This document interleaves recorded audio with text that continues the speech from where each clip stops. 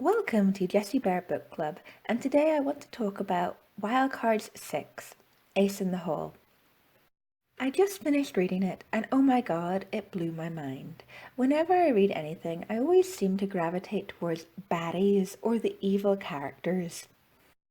I just find evil characters far more intriguing, and nobody is more intriguing than Senator Greg Hartman, or more evil than Puppet Man. Written by Stephen Lee, the Greg Hartman plot managed to shock me, something that as an avid reader is hard to do. You start to be able to see the twists coming.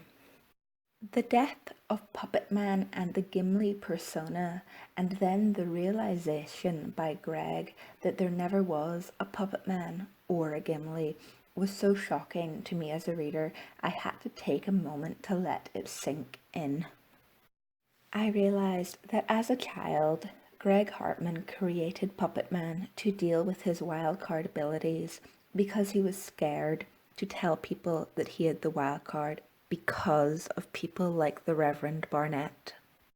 This does not excuse his actions, but it does, in my opinion, put his character a little more in the grey area on the good to evil spectrum. As for baddies, another one I really enjoyed is Demise, real name James Spector. His story was written by Walton Simons. In previous books, you don't get to learn very much about Demise. In this book, I feel you get to learn a lot more about his character. He tries to be loyal to his childhood friend, and when he finds out what Greg Hartman really is, he knows he has to kill him. Not just because he was paid to, but because it is the right thing to do. I feel Demise's story was wrapped up very nicely by Dr. Tachyon finally doing the right thing. He never should have brought James Spector back to life and created Demise. He played God, and that was not right. So when he finally did the right thing and destroyed Demise's body, not letting him regenerate, it was finally an end to James Spector's living hell of having to remember his dying agony when he drew the Black Queen. Dr. Tachyon in this book is also very interesting, but I always find Dr. Tachyon very interesting, although he always seems to miss things that are right under his nose. Dr. Tachyon's interactions with Fleur are very interesting, but I thought them a little creepy and almost incestuous, as he was her stepfather. What is it with George R. R. Martin and incest? His inability to distinguish Fleur from her mother, his lost love, Blythe, is a problem that clouds his judgment of her as a person. Even after he reads her mind, he cannot separate her and her mother fully to himself.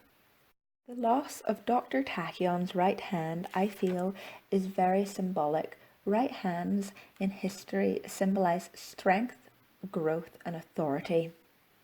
In the next few books, Dr. Tachyon might lose his authority not only in the Joker community, which has already begun, but also in the wider world.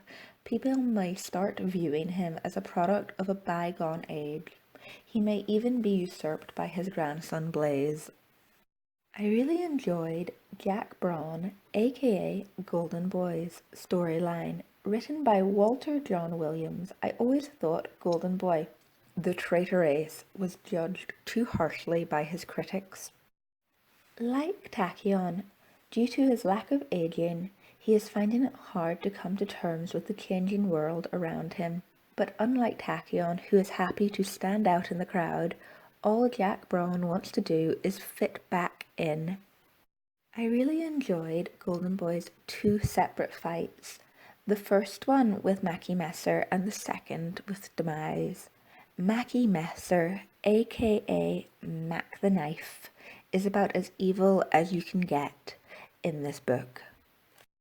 I would even argue he is worse than Senator Greg Hartman, because even when separated from Hartman, Mackie is maniacal and evil in his own right.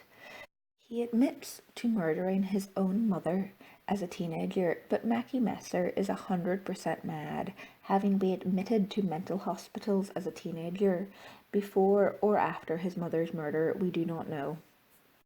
His struggles with his sexuality and physical deformity do make the reader feel sorry for him, but he is completely unhinged and nearly completely black on the good to evil chart. The final fight scene between Mackie Messer and Demise is gripping to read, and Tachyon's possession of Senator Greg Hartman is nail-bitingly good. But the most satisfying part of this book for me was the reunion of the four aces, inasmuch as that is physically possible, and Jack Braun's realization that for all his strength and his invulnerability, he is a coward, or as he likes to put it, a weenie. This realization helps him forgive himself for his own actions as the traitor ace. In conclusion, I thoroughly enjoyed this book, but I cannot finish this review without talking about the death of Chrysalis. It came as such a shock because she has been one of my favorite characters from her introduction. I immediately, like everyone else, assumed it was one of Greg Hartman's puppets, but to find out that it wasn't only added to the mystery surrounding her death. And who hired Demise? People say Chrysalis hired Demise to kill Greg Hartman if she was found dead. But she is already dead, and Demise seen Gimli when he got his orders. But Gimli is also dead, so this only adds to the confusion.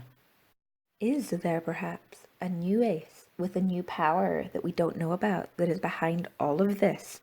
Who knows? I live in hope that Chrysalis isn't dead and that somehow she managed to fake her own death. But how would she have faked her own death? She's very distinctive looking. I really enjoyed Chrysalis's chapters on the stacked deck and really hope to see more of her. I really hope she isn't dead. I found her funeral very moving, and Tachyon's eulogy brought me to tears. I really hope we haven't seen the end of Chrysalis and the Crystal Palace. I have just started reading Wildcard 7, Dead Man's Hand, so once I finish that, I will make another review. Remember to subscribe and hit the notification bell if you want to see more Wildcard reviews. And remember to like this video and leave a comment and tell me who your favorite ace or joker is. See you next time on Jessie Bear's Book Club. Bye!